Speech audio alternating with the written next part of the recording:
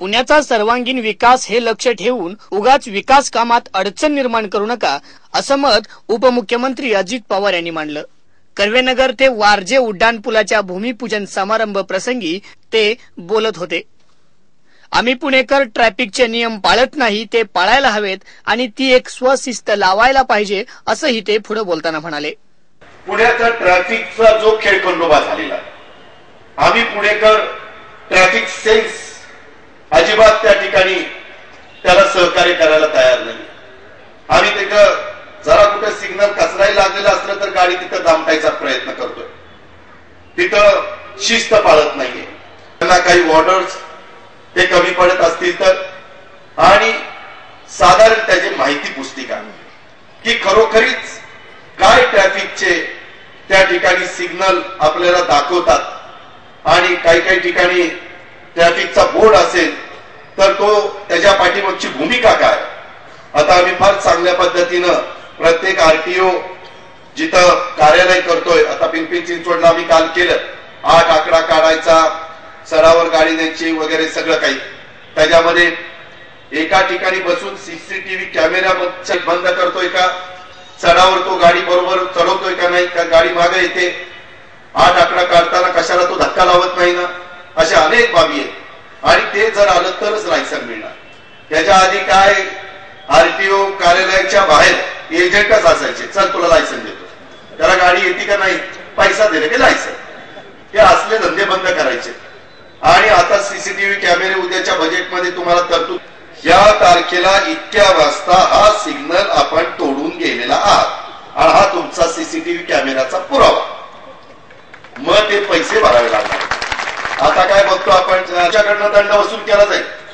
4थ्या वेळेस रेकॉर्डला आलं त्या कॉम्प्युटरमध्ये त्याचा 4थ्यांदा नंबर लागलाय, त्यावेळेस त्याचं लायसन कॅन्सल।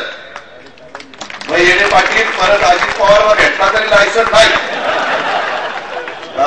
हे असा कायदा आहे, त्याच्यामध्ये कुणालाही भेटा, ही सगळं असं नियम चालवणं।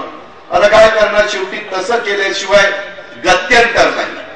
कर्वेनगर ते वारजे उड्डाणपूल म्हणजे पुण्याच्या वैभवात भर आहे, पण या विरोधात जाऊन बंद करणे आणि विकास कामांना खो घालणे ही वृत्ती बदलून पुण्याच्या सर्वांगीण विकासाचा विचार केला पाहिजे, असं ते म्हणाले। आता देखील शिवणे ते म्हात्रे पूल अशा पद्धतीनं काम आम्ही सुरू केलंय।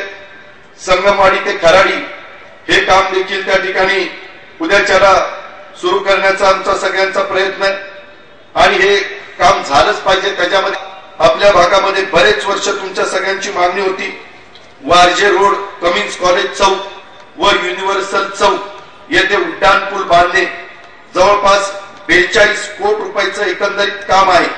8 कोटी रुपये यंदाच्या वर्षी बजेटमध्ये आपण तरतूद केलेली आहे।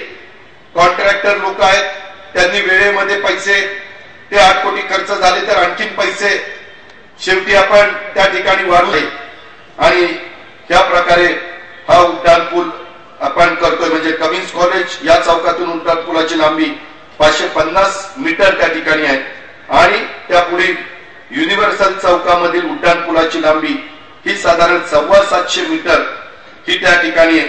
काकडे सिटीकडील लांबी आणि वारजे उड्डाणपुलाकडची लांबी अनुक्रमे 230 आणि 240 अशा पद्धतीची आहे। हे सगळं करत असताना तुम्हाला काही काळ त्रास सहन करावा लागणार, कारण ते कॉलम उभे करणं, त्याच्यावर जाता येता लोक पण त्रासून जातात। एक तर लोक कंटाळून घरी आलेले असतात, त्यांना लवकर घरी जायचं असतं संध्याकाळी, आणि सकाळी लवकर कामाला जायचं असतं, कुठं नोकरीला असेल, स्वतःच्या व्यवसायाला असेल। पण अशा प्रकारची डेव्हलपमेंट करत असताना काही हे आपल्याला थोडस त्रास सहन करावा लागतो। मी त्याच्यामध्ये संबंधित कॉन्ट्रॅक्टरला सांगेन, सिंजी बाबा अजून 6 महिने कमी करा, 24 महिन्यामध्ये ते काम करण्याचा प्रयत्न करा, आणि स्थानिकांनी पण उत्सुक त्याच्यामध्ये कुठेतरी बंद करायचा, कुठेतरी असंच का केलं तसंच का केलं, अशा पद्धतीने कुठल्याही राजकीय पक्षांनी त्याच्यामध्ये अडचण निर्माण करू नये।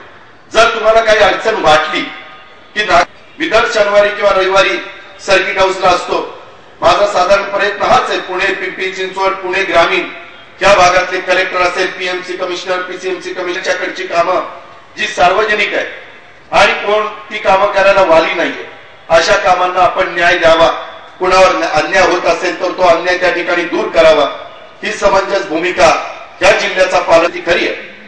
सध्या जोरदार चर्चा आणि चिंतेचा विषय असणारा पाणी या विषयावर बोलताना ते म्हणाले की पाण्याचा काटकसरीने वापर केला पाहिजे. यासोबतच अनेक कामं विचाराधीन आहेत. निश्चितपणे पुणे आणि परिसराच्या विकासाचा हा आराखडा आहे. विशेषतः पिण्याचा पाण्याचा प्रश्न आता सगळेजण आपल्याला सातत्याने सांगतायत. तुम्ही आता पुण्यामध्ये बाहेरच्याही जिल्ह्यातनं बाहेरच्या तालुक्यातनं अनेक लोक आले. मनमाडला काय अतिशय दुरावस्था. किमान वरसगाव, पानशेत, खडकवासला, टेंगर या धरणांच्या मुळे आम्ही तुम्हाला पाणी तरी देऊ शकतो. आणि विशेषतः माझा मुळशी तालुक्यातला बराचसा वर्ग याच भागामध्ये कोथरूड वगैरे भागामध्ये त्या ठिकाणी राहायला आलेला. त्यांनी जमीन जुमला दिला म्हणून धरणं झाली आणि धरणं झाली म्हणून तुम्हाला मला प्यायला पाणी मिळतं. ते पाणी काटकसरीनं वापरा. हा फेब्रुवारी महिना आहे. अजून जून जुलै मध्ये पाऊस पडणार. त्याकरता मी पाठक आणि परदेशींना सांगितलं पिंपरी चिंचवडनी जवळपास 90% काम केलेलं आहे. आपल्याला बरेचसं काम करायचंय. लोकांना पुण्यामध्ये राहायचंय. परंतु आपल्या ठिकाणी सार्वजनिक स्वच्छतागृह नकोय.